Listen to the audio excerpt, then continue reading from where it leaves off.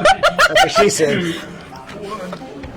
Hi, I'm Candy with Riverside, Iowa Paranormal, and we are joining you live from the Rock Island YMCA at our Paranormal Psychic and Metaphysical Festival. And I've been joined by Aaron G. Thompson of Ghost Crier. Hey, thanks for having me. Thank you. So, how did you get into the paranormal? Let's start out simple. It's a long, long story of M. Night Shyamalan twist. I'm a ghost. That's the kicker.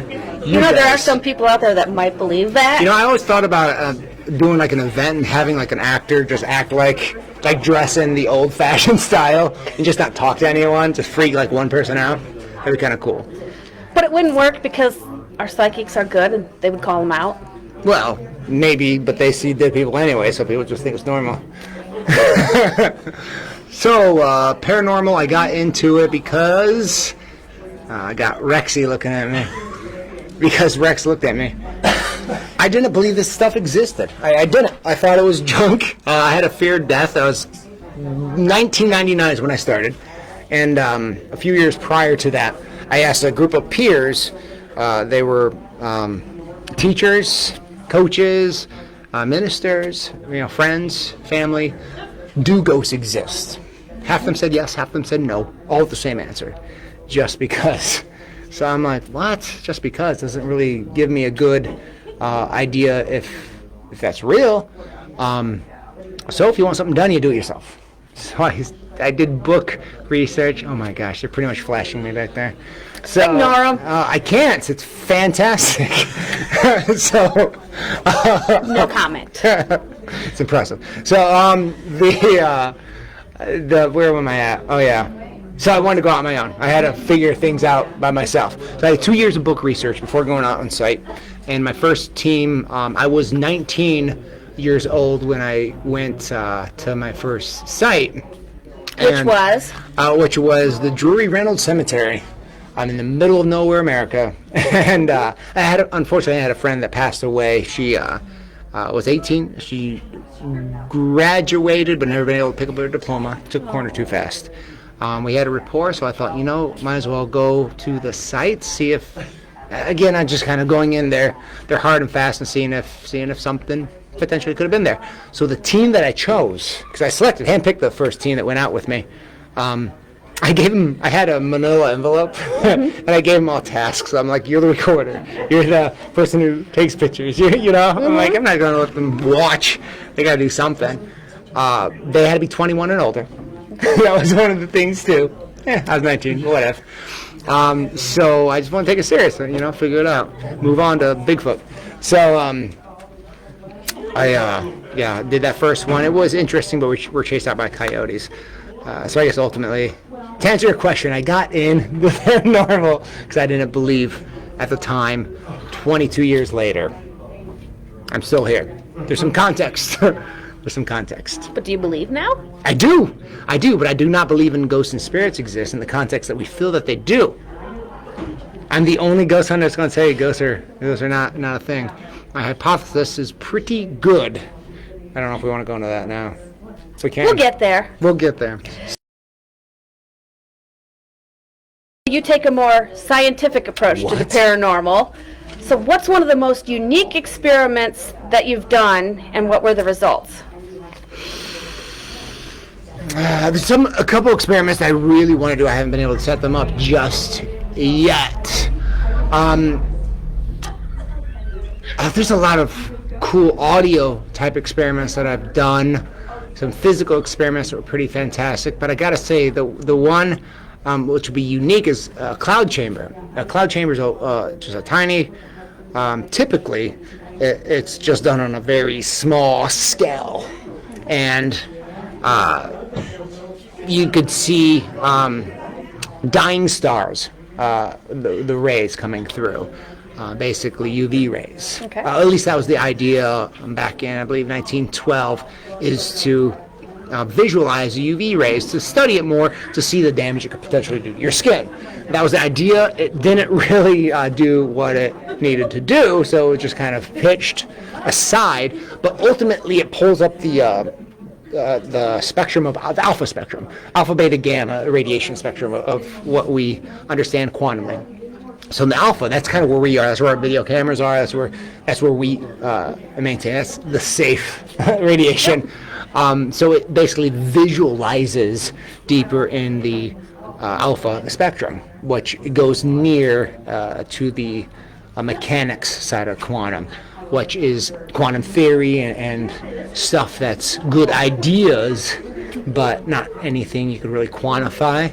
And that's why it's a hate-love with quantum theory. And that's why I love ether mechanics, because there's some experiments that we can actually pull. So it's like quantum theory, but with experiments that are tangible. What were the results of your experiment? Oh, in my experiment, it did the rays. You know, we saw in a little spectrum, but I decided to come back with this wonderful team here at Denviner Furniture called Riverside. I was going to say, that was here, wasn't it? Yeah. I think some of our team was... Oh, yeah. Riverside Paranormal. Investigations, right? No. Riverside, Iowa Paranormal. Why is it the hardest? Anyway. R.I.P. It should be easy, Aaron. Well, R.I.P. That's me. So, yeah. I'm now results. I decided I wanted to go bigger, and we have this wonderful member of the group named Bill that agreed with me, but also he's into safety, so thankful that he was around. I put myself basically in a giant version of that tinier hand model thing that I did of a cloud chamber, and basically put myself in a bomb. We're lucky he's here with us today, people. Yeah, I mean, if I wasn't, I'd come back in another form, right? So, he'd still be here. But it'll be interesting interview at that point. Be noisy, maybe, depending on what we use. Yeah. I just turn off electricity a lot. I just make things a mess. So, I was going to say our interviews would not have gone good today because you would have been messing with everybody. Hilarious, wacky, slime everywhere. This isn't Ghostbusters. Oh, come on. Ecnoplasm. Then I put myself in this huge bomb. I was told, specifically by Bill, if I cough, he's pulling me out. I coughed twice, and right when I did a second cough, I'm like, oh crap, I'm being pulled out. I was like 7 minutes in at that point. Guess what happened? I was pulled out. Probably the smartest. So ultimately, I was recording in there, and I wanted to visualize and see if anything could manifest in this giant tent that I was in. And nothing, I do want to redo it. I think there are definitely some tweaks that I see value in it, but it needs to be done differently. And for whatever reason, they were having a lot of activity outside of the tent, the bubble, which was fascinating. So, my milkshake brings all them spirits in the yard. Yeah. Okay, on that note... But the next day, just to let you know, the next day I woke up and I'm like, why is my skin flaking? Yeah, my first layer of skin was coming off. Radiation. Because you were in a bomb. I was, So, quote from you. Turning the paranormal into normal. It's not what you think it is. Yes. What do you think it is? So, everyone goes to magic, right, when talking about metaphysical and ghosts. It's folklore. Maybe someone has a ghost story here or there. It's never consistent, which I get, and it's probably never going to be consistent in the aspect of experiences, at least complete consistency. However, with disregarding it as actual science, I think is a injustice to what it actually is, especially over the years of me not really believing that there's context to the phenomena itself, and now developing to a stage where I'm like, yes, there's some context, there's something here. I went density for about 10 years. I was totally wrong there. It's definitely not kinetic.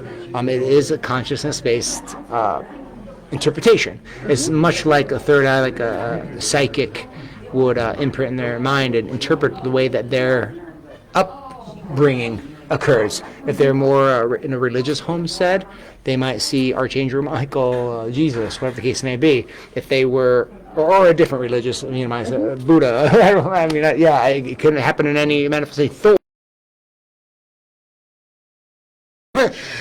Another. So the spirits, the dead, imps, whatever your comprehension or your ideas are, you will interpret these moments in the form that you are most familiar with. And if we look in smoke, if we look at pictures that have a bunch of marks, it's something called Peridolia, which definitely a term now is getting more popular in the paranormal world, psychology world. Ink blot of the mind. Basically, we are familiarize ourselves with faces when we look at even the man in the moon is the most popular form of Peridolia. We look at it, we see a man, there. So, with all of these, ideas of what it could be or could not be, the big. See, I was on a tangent. Now I'm just like Peridolia. Ooh, I was gonna say you kind of. Yeah, I really did. I want to talk about like mass hallucination. You stuff took a left turn, but you still haven't told me what turning the paranormal into normal is. Fine. Basically, to duplicate and to get in a controlled environment and actually produce a phenomenon, which some experiments I'm working with can do that. And the thing is, are people going to recognize facts when they see it in front of them or not? Because we're like children. We really are. We're like children with rule sets now. If you take someone who spilled coffee with them as an adult, they're suing instead of someone who spilled coffee with them as a child, though it might hurt. We're just crying and moving on. But you give that child some, well, you can sue. Let me do this. I get there's things that you have to put in place to protect us. But a lot of adults are children. And when they have one belief system, and that's what I'm going to call it, the belief system, that doesn't coincide with what I'm saying with turning the paranormal normal, or bringing up ghosts and spirits and all that context, metaphysical, good vibes, well wishes, prayer, despite, whatever they're against, they may not want that buy-in because now it takes value away from their life, and they've put value for 10, 20, 50, 80 years. Why do they want to change right now? They've already dedicated so much time. And if you think about value is an emotional imprint. It's an emotional beat. Emotion is biology. That's not spiritual. Zero spirituality goes into emotion. But we put love and hate, the extremes, on a lot of categories. It's all perception. I use Hitler a lot. He never thought he was a bad guy. I don't agree with what he did. But by all means, the Germans were very much beaten down after World War I, and they were scum that they needed to rise somehow. So they built up this narrative dialogue that they were superior, and it went the way it went. But again, they by all means never said we're villains. They didn't. But if people talk about that, that's such an evil thing that they did. Getting off track again on me. Did I not answer the normal So tell me thing? tell me about Ghost Crier. Ghost Crier, we cry in the night. Okay, let me rephrase the question. You're part of a team called Ghost Crier? Ghost Crier. How did Ghost Crier come about? Thank you for asking such a delightful question. Ghost Crier. It was back in 2009. I decided I wanted to get a team established because whenever I go into residential places, I would always have, and I'd pull in experts in plumbing and electricity and electricians, so folks that were skeptical and that were experts in so and so things, which was fine. More to validate kind of my discovery points and things. But I realized I prefer to have the same face, someone with the same, or a team with the same mentality, with being skeptical but being realistic, being logical. I don't need a full-fledged, believers, this and that. Everything's not a demon. Everything's not a demon. So I built that team, and actually it was funny. Nick Simons for years rolled with me, and will bite himself in the future, but he would tell people, and I kind of remember this, but it's been so long ago, but he probably remembers a lot more. I asked for a social security number so I could do a background check. I did do background checks on my team because I wanted someone who would get us and have us do an investigation of their home to be able to do the background check or to see the background check themselves, to put a safe personnel into their home, because we're going into their private home. And at that time, around the mid 2000s, so there's a lot of stories coming out with these ghost hunters that honestly they weren't the best character to be in the house at the time that they were.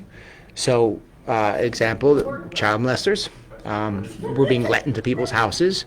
Other criminal acts, that was just a big one that kind of got me a little bit. I just need safety for the homeowners. What I do with the ghosts is, I did the investigation. That was my thing. But it's a very personal thing doing residential homes. Mm-hmm. So we do those quite frequently. I do more commercial now because I'm so experimental, and it's just easier. Not the overhead. There's not overhead with residentials. I will still take it if it's like a crazy case, but other than that, nothing really came across. It's one. I'll get back to this, but it's one I got this Facebook. Haunted room. This lady messaged me, and mind you, the whole team was in on. They can all read the messages. They were just letting me PC drown myself. She was saying how she believes that her place is haunted. Can I come over right now? And I'm just like, well, right now I'm chilling in the chair with my baby, my little girl, literally just introduced to the world. And I put her to bed, but I'm just like, well, how serious is this? I'm like, I can't go right now. I go, would you want me to send, one of the other members? Because it's getting kind of weird. She goes, no, I need you to come over. And I'm like, well, I understand that, but let me send Lindsay. I was actually trying to push, the next day to scout there and make sure that she's not cray-cray and, it's good to go. Spoiler alert, that's why we send people to kind of scout out places, guys. So, she denied that. I said, well, I was trying to send everyone, right? Finally, she goes, well, I think my bedroom's haunted. I need you in my bedroom. Okay. I'm still taking this serious, right? And mind you, I had no clue that Nick and some other members were reading at the same. They were dying laughing. They're saying, right? Like our cameraman Bill behind the scenes. Absolutely. And they're like, how's he gonna? So I try to get Nick. I was like, I guess Nick and I can visit. And she's like, I just need one. And then I'm just, I don't know. I can't remember how I exited off, but I felt like I did it smoothly enough. But right away, my phone started blowing up. It's like, dude, we are not going over that crazy lady's house. She said her boyfriend's watching. I don't know. She was saying some weird things that I disregarded. You get yourself into some weird situations. Yeah. She said there was a ghost in her bedroom, and I needed to cleanse it. Some crap.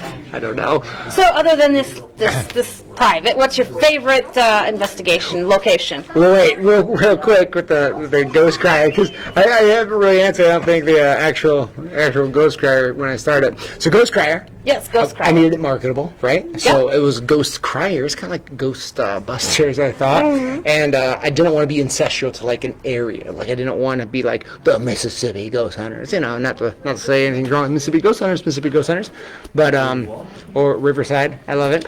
But I wanted, I wanted again to be marketable. Now it's ghost crier. It's not compound. Took off the S. But yeah, that's kind of, and I actually found the old sketches of of everything, and yeah, it's pretty interesting. I came across that the other day. Favorite location? There you go. Dan Viner Furniture. No, Dan Viner Furniture is phenomenal. Don't get me wrong. It's a gem that never disappoints. I'm so surprised it hasn't hit more on the radar, and I really hope more groups go to this, because blown away day one when I came here years ago. For 2 hours, I got literally the best documented footage. Getting love from a beardy pants over there. The best documented footage. It's on YouTube. It had everything. In 5 minutes, straight 5 minutes, we got contextual EVP two EMF meters that were calibrated at different frequencies hit when they're supposed to hit intelligently. Spirit box was dead on after that, and we actually got an anomaly of all of it within 5 minutes. This place never disappoints. I mean, it blew my mind. So it got my buy-in right away. So Dan Viner furniture is phenomenal, but I gotta say, right now, I'm obsessed with going back to the Villisca ex-murder house because when my hard drive crashed, I got a lot of really good stuff that I so far not able to get out. And if I get that back, great. If I never get that back, that's fine because it's still there, and I want to go back and do an alternative investigation. It was fantastic, and I think there's a lot of potential with uncovering that story. And I think that's where it is, the mystery. We have a mystery. great team of psychics. Wow. To go with you. Wow. Sidekicks? Sidekicks. I don't know. I think you'd be the sidekick. Wow, you hear maybe. this? I saw that one coming. That means I'm a psychic now. You know, Michelle and Aaron. Fine. Aaron and Michelle. Michelle and Aaron, but wow. TNT. He's like, what's the T stand? Don't worry about it. I don't know. Don't worry about it. Don't worry about it. I don't even try. I'm just rolling here. I don't know what to say. So, Ghost Crier, if people want to get your T-shirts, Yes. your children's book, right? Children for $9.99. Okay, your book. They can get that at thriller.events. Yes, But you branched out. I did. Can you tell the viewers about your rings? Ring a ding ding. Okay, so 2020 has been unique for everyone, and I am going to tell you about this ring. Right here. Boop. It's a glow ring. I was buying these bad boys. I made this myself. I bought about 4 of them, and about $300, $400 a piece. I think up north of that even, with tax. So it's expensive, and I didn't necessarily get the right fit, and I needed to continue to I was buying it for some other people here and there. I decided to make them. So I now make them. And of course the cost is not quite the $300, $400. I put the $200. I mean, there's a lot of work to it still, and it's definitely customized. And I put a little ghost hunter twist, to each care. You're getting an exclusive Aaron G. Thompson Ghost Crier ring. It also glows in the dark for like 8 hours, so it's safety, and that's the reason why I bought it first. I've had my other one for years. Nick and I actually both have them, and it really was for safety. We're in a lot of dark places. We see something, want to make sure that you're in there. Show your hand real quick, and we see it glowing. And I'm a nerd. I like glow in dark things, so there we go. But yeah, you can go on Thriller, guys. Thriller? Thriller.events. Thriller.events. To the Aaron G. Thompson store. Thank you. They helped me make the store, guys.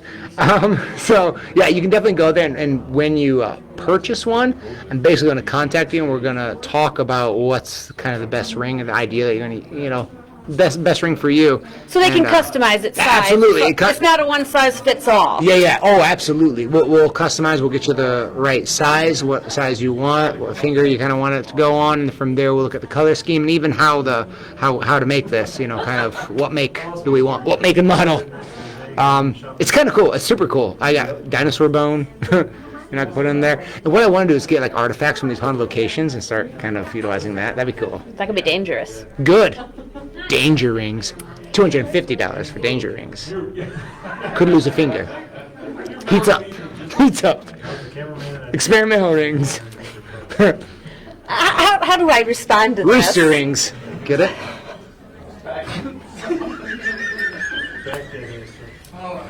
$200.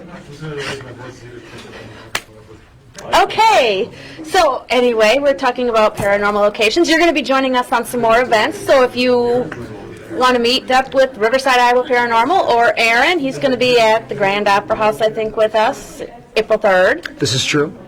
And probably a couple other ones, I just don't know which ones yet, but...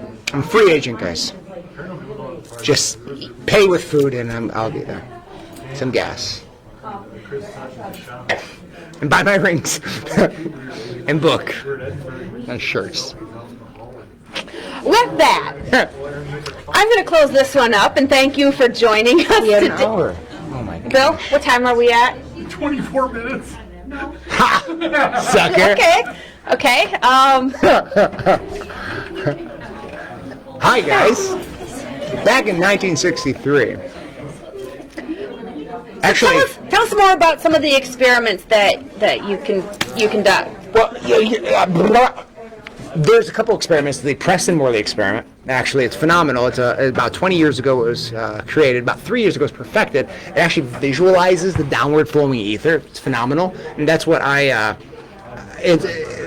that answers a lot of the perpetual physics questions of gravity and perpetual motion. So it's super cool, and I've been coining the other name mass consciousness with it, because it really is kind of the caretaker of what a ghost and spirit is. Consciousness at the end of the day.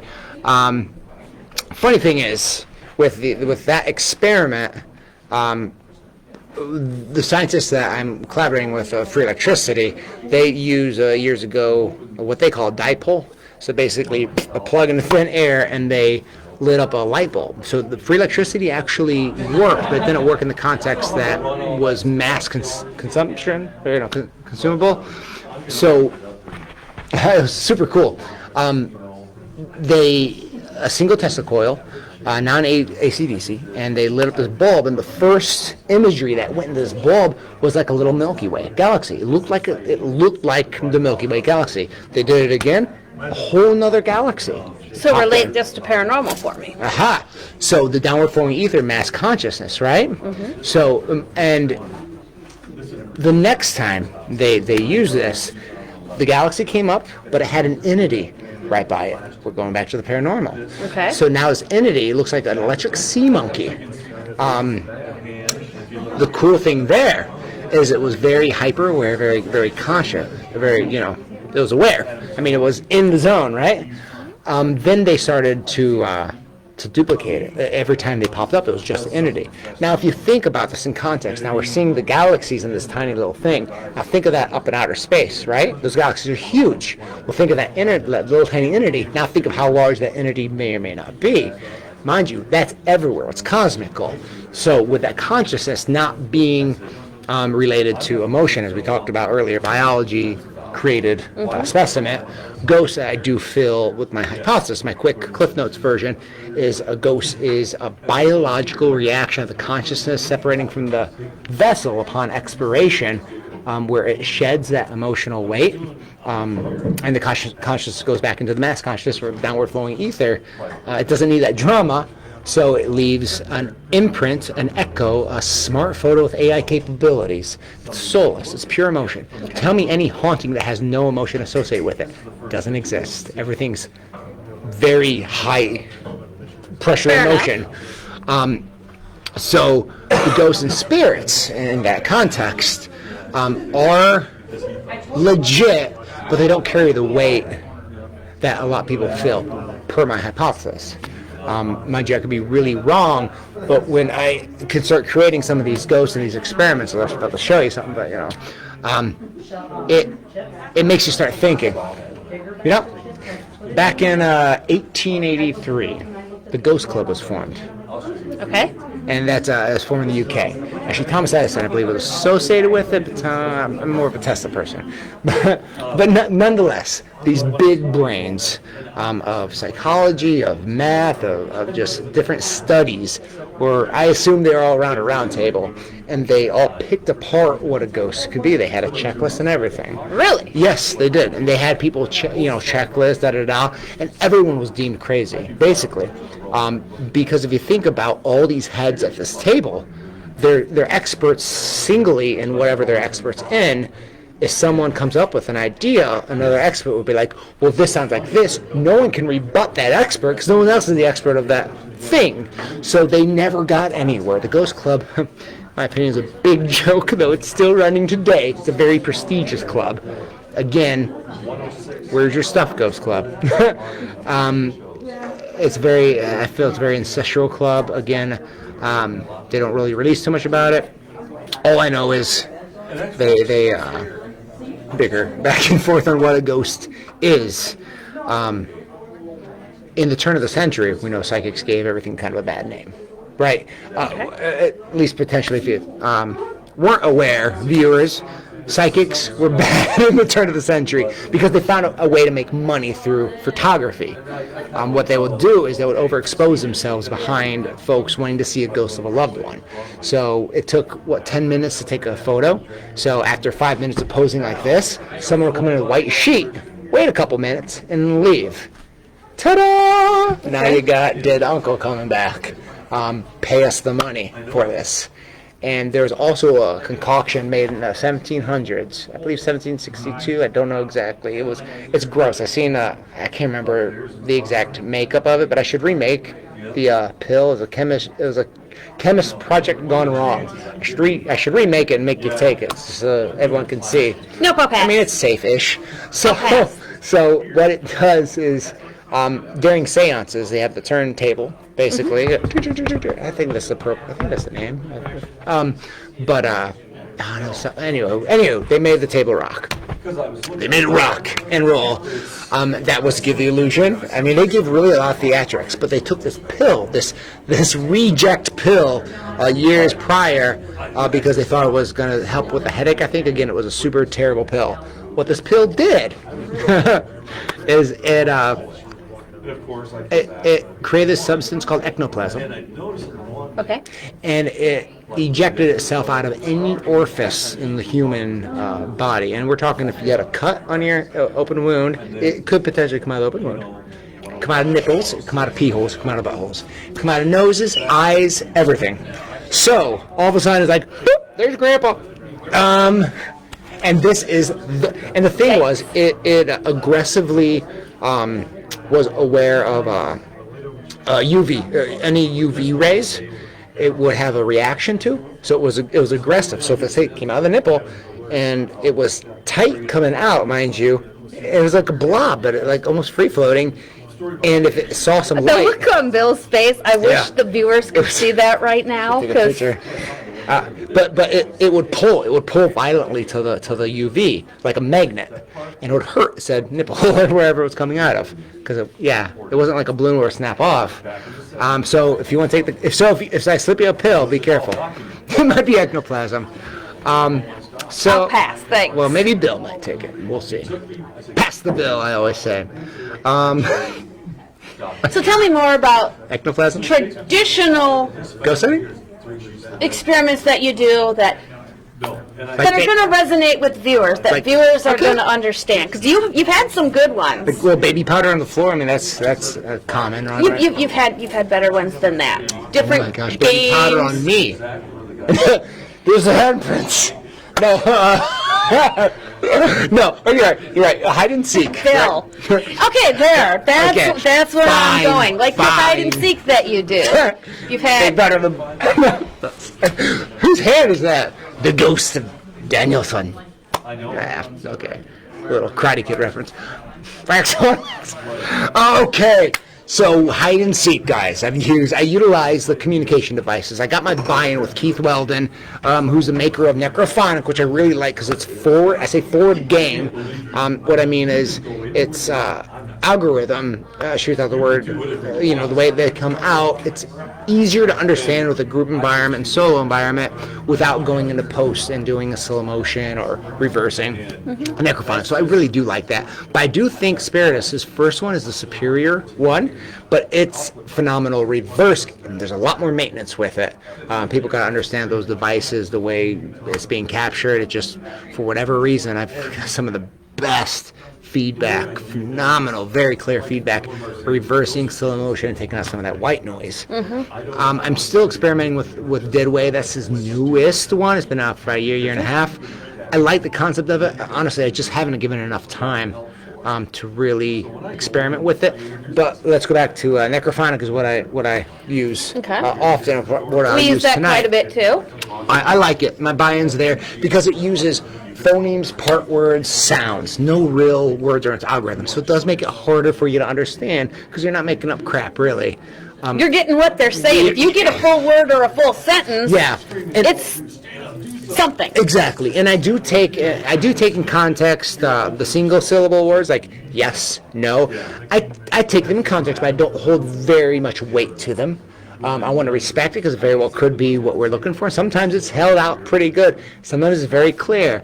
But again, it's one syllable, so you got to keep that in mind. It's going back to Peridolia. So I do look for multiple syllable scenarios, which are fascinating when those happen often. And in this case, when playing hide and seek, I utilize that. And the rules are simple. I have one person that's on the box, and their rule set is they can only move when the box tells them what direction, forward, left, right, around the corner, in the bathroom, if they can hear that clearly. So it's mostly easy, left, right, forward, is pretty much, and we tell that to the energy. We give the rule set, so the rule set's locked in, and the cooperation is phenomenal. In single, multi, I guess, layered buildings, like 3 stories, 4 stories. It's a difficult game. It gets noisy. You're really second guessing yourself. But if you keep it in like a catacomb or like a big open space like this and just keep it on one floor, it's phenomenal. I've had 100% good conduction rate with one party. I mean, it has no clue where the other person is, and the box in 10 minutes takes it right to them. It's worked time. So that'd be out. like you go hide, I stand here with the box, and I only move when it tells me go forward, left, right, and I find you. When you feel that, what you hear, and it doesn't have to be a quick thing. It's not like a race, but it comes out really, really well. We've got a couple really cool ones recorded, which was super surprising almost to the person that we had hold the camera and interpret it, because they were not used to the algorithm. They were not used to the device. They just agreed with what I was saying, and they did not mess up in the direction. And even when they thought they did, that's when they found it, because they're like, it said like go around or something like that, and it was like around this little tiny half pillar, and they're like, we can only go around. Okay. And when they did that, the person was hiding right underneath it. Awesome. So it was kind of a cool discovery point. And I use that. I play dominoes. I mean, choose your poison with it. As long as you give kind of a little bit of the rule set. Spin the bottle. No, actually, I joke, but someday. No, I feel like we kind of tried that, but it didn't have as much of effect. It's more of we need energy to physically. We were gonna, but we didn't. Yeah, there's something. Spin the bottle coming soon on our live stream. But oh gosh, what else? It seems like we do quite a. I mean, we do a lot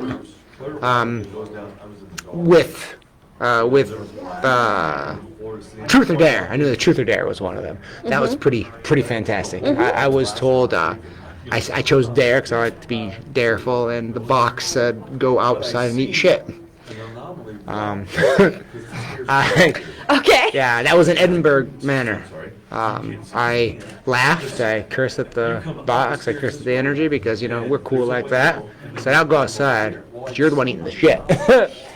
Yeah, so you didn't take the dare. But there was laughter. There was laughter out of the box, which is fun. When we did a birthday party at Edinburgh. Was I there? No. Oh, I'm like saying, I don't Our know team if I did a remember birthday party already. and had the cake and everything, played. They sang Happy Birthday over Necrophonic. I was about to say, told us to do it again. Nice. And they asked us birthday. to play other music, so we played other music. We had a little lamb. And when we handed out the cake, okay. we said, is there anybody here allergic to peanuts? Because it was a peanut butter and banana cake, and we got cake. And you could, how sometimes in the voices in Necrophonics you can hear the sadness in the voice, and it was I am. Well, how about bananas? Me. They couldn't have cake. Now keep in mind, no one knew what type of cake they were going to make. A couple hours later, we were back in the kitchen. We'd been in the kitchen before, nothing there. A recipe for the peanut butter banana cake was on the counter. Figure that one out. Ghosts. Done. Next. That's cool though. That's really cool, and it's neat to see these buy-ins, especially Necrophonic and these communications. There's a lot of communication devices. You can use the Frank's box style of ITC communication. ITC instrumental trans communication was founded in the 70s with a small group, which they use at that time the white noise and TVs and so forth, other electronic devices, just using frequency as visual and audio. Frank Box is noisy. It's noisy. Honestly, there's a lot better devices out there now, but he wasn't the first one to make a box, but he popularized it, I think, the most. I think mainly, well, I knew about Frank Box before TV shows, but the TV shows, I think, popularized it a lot more. Then it came out with SB7 and all sorts of other things. The Malmeter, who I believe Geica, or Gary, he named it after Melissa, his daughter, who passed away.